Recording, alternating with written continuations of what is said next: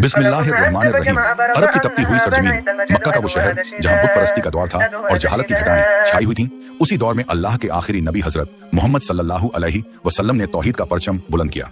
नबी करीम की दावत ने मक्का के सरदारों और मुशरिकों की नींदें हराम कर दी थी, क्योंकि आप उन्हें एक खुदा की इबादत की तरफ बुला रहे थे। कुरैश के बड़े बड़े सरदार जैसे अबू जहल, वलीद बिन मुगीरा और आस बिन वैल हर वक्त इसी फिक्र में रहते थे कि किस तरह नबी पाक की दावत को रोका जाए और लोगों को उनसे दूर किया जाए।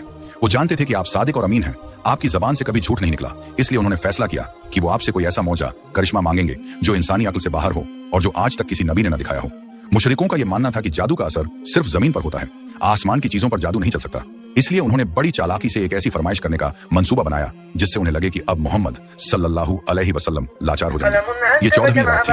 आसमान पर पूरा चांद अपनी पूरी आबोताब के साथ चमक रहा था और उसकी ठंडी रोशनी मक्का की वादियों को मुनव्वर कर रही थी। कुरैश के तमाम बड़े सरदार एक गिरोह की सूरत में नबी पाक के पास आए और अपनी शर्त रखते हुए कहा कि ऐ मोहम्मद, अगर आप वाकई अल्लाह के रसूल हैं और आपका दावा सच्चा है तो इस आसमान पर चमकते हुए चांद के 2 टुकड़े करके दिखाओ। उनका ख्याल था कि यह नामुमकिन है और जब आप ऐसा नहीं कर पाएंगे तो वो लोगों के सामने आपका मजाक उड़ाएंगे। नबी करीम सल्लल्लाहु अलैहि वसल्लम ने उनसे पूछा कि अगर मैं ऐसा कर दूं तो क्या तुम सब अल्लाह पर ईमान ले आओगे और मेरी नबुव्वत को तस्लीम करोगे?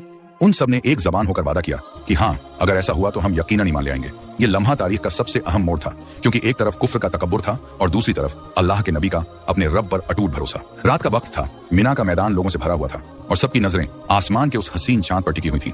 नबी अकरम सल्लल्लाहु अलैहि वसल्लम ने अपने हाथ उठाए और अपने रब की बारगाह में दुआ की। वो लम्हा कायनात के लिए सबसे हैरत अंगेज होने वाला था। आप सल्लल्लाहु अलैहि वसल्लम ने अपनी शहादत की उंगली, मुबारक उंगली से चांद की तरफ इशारा किया। जैसे ही आपकी उंगली का इशारा हुआ, कुदरत का एक ऐसा अजीम मंजर जाहिर हुआ कि देखने वालों की रूहें कांप गईं। वो पूरा चांद अचानक दरमियान से फटा और उसके 2 टुकड़े हो गए। ये कोई मामूली बात नहीं थी। चांद का एक हिस्सा कोहे अबू कुबैस की तरफ चला गया और दूसरा हिस्सा दूसरी सिमट दिशा में मुंतकिल हो गया। मक्का के लोगों ने अपनी आंखों से देखा कि उन दोनों टुकड़ों के बीच में कोहे हिरा पहाड़ साफ नजर आ रहा था। सन्नाटा छा गया। लोग अपनी आंखें मल रहे थे कि क्या वो वाकई ये मंजर देख रहे हैं या ये कोई ख्वाब है। अल्लाह के नबी सल्लल्लाहु अलैहि वसल्लम ने बुलंद आवाज में फरमाया, गवाह रहना ऐ लोगों, गवाह रहना। सहाबाए किराम के चेहरे ईमान की रोशनी से चमक उठे। उनकी जबानों पर सुभान अल्लाह और अल्लाहु अकबर की सदाएं थीं, लेकिन दूसरी तरफ अबू जहल और उसके साथियों के चेहरे फक पड़ गए। जिस मौजे को उन्होंने नामुमकिन समझा था वो उनकी नजरों के सामने वजूद में आ चुका था। मगर हठ धर्मी और तकब्बुर का यह आलम था कि अबू जहल ने फौरन चिल्लाकर कहा कि ये तो बस मोहम्मद का जादू है जिसने हमारी आंखों को बांध दिया है। उसने इसे मौजा मानने के बजाय सिहर ए मुस्तमिर यानी एक मुस्तकिल जादू करार देने की कोशिश की। ये जिद की इंतहा थी कि हक सामने आ जाने के बावजूद वो उसे झुठलाने के बहाने ढूंढ रहे थे। उन्होंने आपस में मशवरा किया कि अगर ये जादू है तो इसका असर सिर्फ हम पर हुआ होगा। चलो उन मुसाफिरों का इंतजार करते हैं जो मक्का से बाहर हैं और जो रास्तों में सफर कर रहे हैं, क्योंकि जादू दूर के लोगों पर असर नहीं करता। चांद के 2 टुकड़े होने का वो मंजर इतना अजीम और हैरत अंगेज था कि मक्का की फिजाओं में एक अजीब सी खामोशी छा गई थी। मुशरिकों के चेहरे जर्द पड़ चुके थे और उनकी जबानें जैसे तालू से चिपक गई थी। अबू जहल, जो हमेशा इस्लाम की राह में कांटे बिछाने की फिराक में रहता था, अपनी हार को देखकर दिल मिला उठा। उसने अपनी झेप मिटाने के लिए चिल्लाकर कहा, ऐ मक्का के लोगों, ये तो बस मोहम्मद का जादू है। उन्होंने तुम्हारी आंखों पर पट्टी बांध दी है। लेकिन वहां मौजूद कुछ समझदार लोग जानते थे कि जादू का असर सिर्फ सामने मौजूद लोगों पर होता है, पूरी कायनात के निजाम पर नहीं। उन्होंने अबू जहल से कहा, अगर ये जादू है तो इसका असर सिर्फ हम पर हुआ होगा। जो लोग मक्का से बाहर सफर कर रहे हैं उन पर तो इसका असर नहीं हो सकता। हमें उन काफिलों और मुसाफिरों का इंतजार करना चाहिए जो आज रात रास्ते में थे। ये बात सुनकर अबू जहल और उसके साथी थोड़े सकपक आ गए।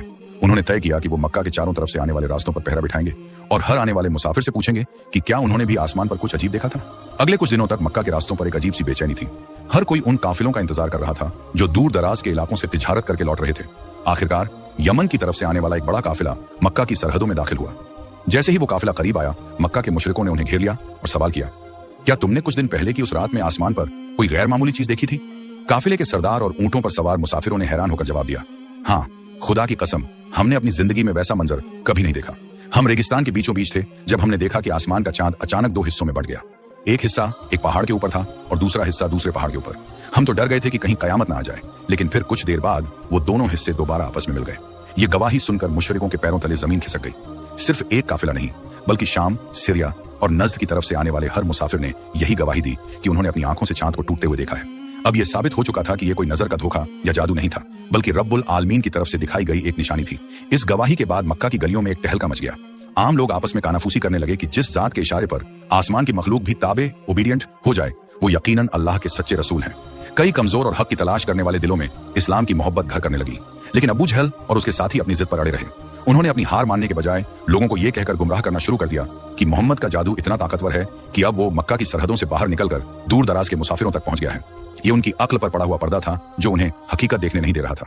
नबी करीम सल्लल्लाहु अलैहि वसल्लम ने जब उनकी ये हठधर्मी देखी तो आपने बड़े सब्र के साथ अल्लाह का शुक्र अदा किया, क्योंकि आपका काम सिर्फ हक पहुंचाना था, हिदायत देना तो अल्लाह के हाथ में है। उसी दौरान इस मौजे की खबर मक्का की दीवारों को लांघकर अरब के दूसरे कबीलों तक भी पहुंचने लगी। लोग दूर दूर से इस वाकये की तस्दीक करने के लिए आने लगे। कुरैश के सरदार अब डरने लगे थे कि अगर इस तरह लोग ईमान लाते रहे तो उनकी सरदारी खत्म हो जाएगी। उन्होंने इस्लाम के खिलाफ अपनी दुश्मनी को और तेज कर दिया और सहाबा किराम पर जुल्म के नए पहाड़ तोड़ने शुरू कर दिए। लेकिन इस मौजे ने मुसलमानों के ईमान को वो मजबूती अता की थी जिसे दुनिया की कोई ताकत नहीं हिला सकती थी। वो जान चुके थे कि उनके नबी का मकाम क्या है। इसी बीच आसमान से जिब्राइल अलैहिस्सलाम अल्लाह का पैगाम लेकर नाजिल हुए और सूरह अल कमर की इब्तिदाई आयतें नाजिल हुई, जिसमें कयामत के करीब होने और चांद के फटने का जिक्र हमेशा हमेशा के लिए कुरान में दर्ज कर दिया गया। जब चांद के दो टुकड़े हुए और मुशरिकों ने उसे अपनी आंखों से देख लिया तो उस वक्त मक्का के पहाड़ और वादियां एक अजीब से सन्नाटे में डूबी हुई थीं। उस रात सिर्फ चांद ही नहीं फटा था, बल्कि मक्का के काफिरों के गुरूर के भी दो टुकड़े हो गए थे। नबी करीम सल्लल्लाहु अलैहि वसल्लम मिना के मैदान में खड़े थे और लोग पागलों की तरह आसमान की तरफ इशारा कर रहे थे। कुछ लोग डर के मारे जमीन पर गिर पड़े थे, क्योंकि उन्होंने अपनी जिंदगी में कभी इतना खौफनाक और अजीम मंजर नहीं देखा था। जब वो दोनों टुकड़े काफी देर तक एक दूसरे से दूर रहे, यहाँ तक कि लोगों ने उनके बीच में पहाड़ को साफ साफ देख लिया, तो फिर अल्लाह के हुक्म से वो दोनों हिस्से दोबारा करीब आने लगे। जैसे दो चुंबक मैग्नेट्स एक दूसरे की तरफ खींचे चले आते हैं, वैसे ही चांद के वो दोनों टुकड़े आपस में मिले और दोबारा एक मुकम्मल गोल चांद बन गया, जैसे कभी कुछ हुआ ही ना हो। लेकिन वाकया यहीं खत्म नहीं हुआ। अगले दिन सुबह होते ही पूरे मक्का में सिर्फ इसी बात का चर्चा था। लोग बाजारों में, गलियों में और काबे के सहन में इकट्ठा होकर एक दूसरे से पूछ रहे थे कि क्या तुमने भी वही देखा जो मैंने देखा। मुशरिकों के सरदार अबू जहल ने फौरन एक पंचायत बुलाई। उसने डर था कि अगर इस वाकये की चर्चा नहीं रुकी तो पूरा मक्का मुसलमान हो जाएगा। उसने ऐलान किया कि कोई भी इस बारे में बात नहीं करेगा और इसे सिर्फ एक नजर का धोखा करार दिया जाएगा। लेकिन उसी वक्त यमन और शाम के रास्तों से आने वाले ऊंटों के काफिले शहर में दाखिल होने लगे। मक्का के लोगों ने भागकर उन्हें रोका। एक एक मुसाफिर ने कसम खाकर बताया कि वो उस रात रेगिस्तान के बीच में थे। चारों तरफ खामोशी थी और अचानक आसमान का चांद उनकी नजरों के सामने फट गया।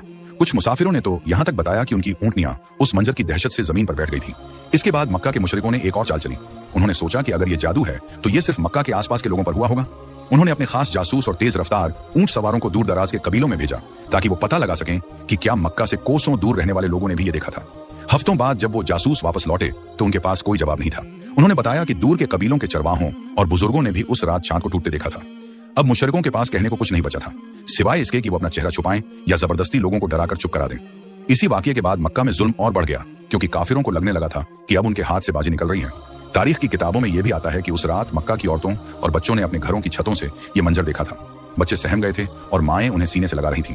सहाबा किराम फरमाते हैं कि उस रात के बाद नबी करीम सल्लल्लाहु अलैहि वसल्लम के चेहरे पर एक खास नूर और इत्मीनान था, क्योंकि अल्लाह ने अपने नबी की लाज रख ली थी और पूरी कायनात को दिखा दिया था कि मोहम्मद सल्लल्लाहु अलैहि वसल्लम का मकाम क्या है। चांद का वो दोबारा जुड़ जाना और आसमान का फिर से वैसा ही हो जाना इस बात की आखिरी गवाही थी कि यह सब कुछ महज एक इत्तेफाक नहीं था, बल्कि एक सोची समझी रब्बानी निशानी थी जिसने तारीख का रुख बदल दिया।